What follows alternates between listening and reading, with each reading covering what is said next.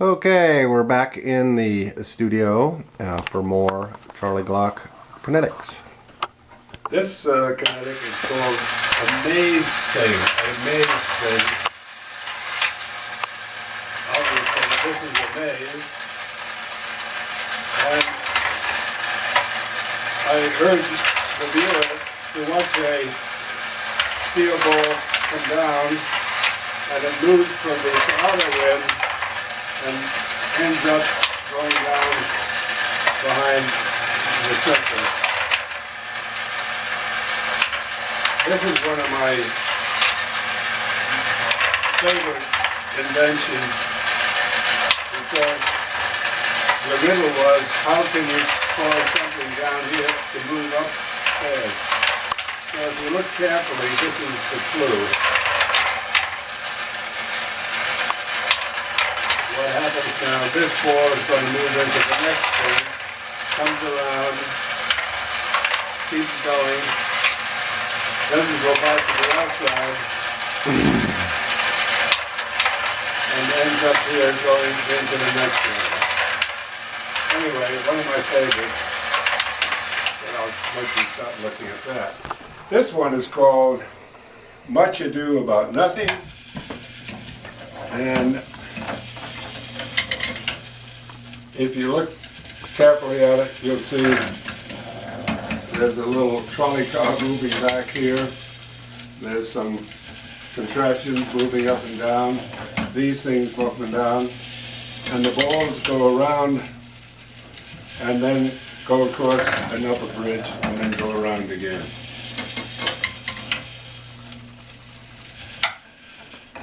Since we're over here, we'll take a look at Alpine Ride. As you see, you'll see the trolley car suddenly move from one side to the other, and momentarily it'll move the other direction. The riddle for viewers is to decide which way does it go fastest. I'll let you decide for yourselves. I will tell you. This one is essentially to look at. It's called Poetry in Motion. It shows a number of discs going in different directions.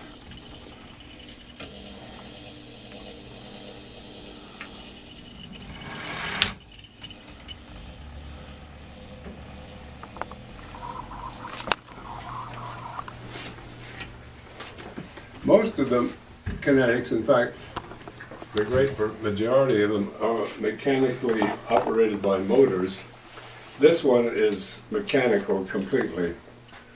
Here is a set of about 12 balls, which when released will pursue down these paths, but each ball will take a unique route because of these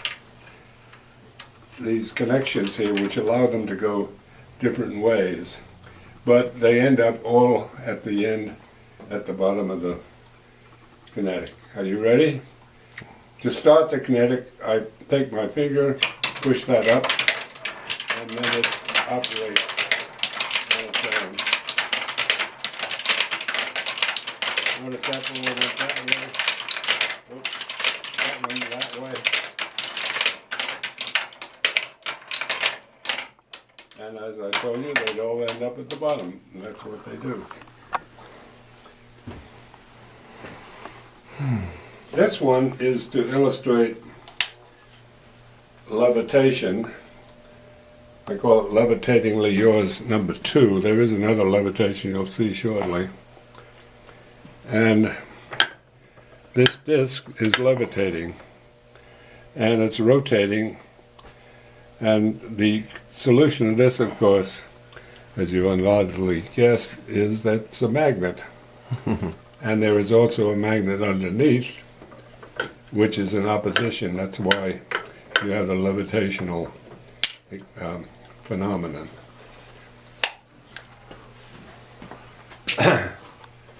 This one is called amoeba. what you have are small steel balls on a exhibit plate with magnets running underneath. So see what happens when I rotate the magnets. Each ball is magnetized by itself and has the opportunity to escape from the group, but at the moment, notice how groups change as they move around with the magnets underneath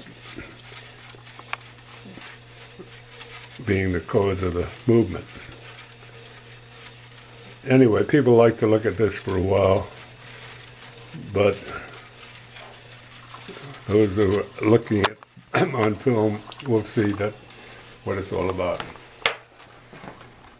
This one is called Jigsaw, and it's for the reason that's what it is. These were all cut out using a jigsaw. It's again something to look at,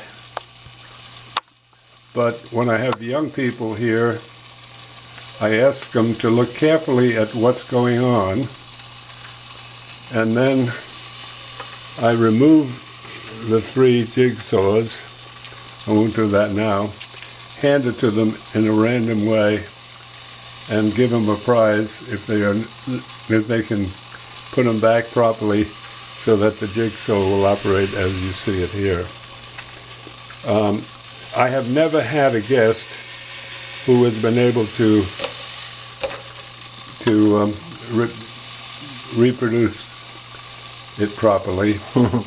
And even when I do it, it takes me about 6 minutes to figure out how to put them back again.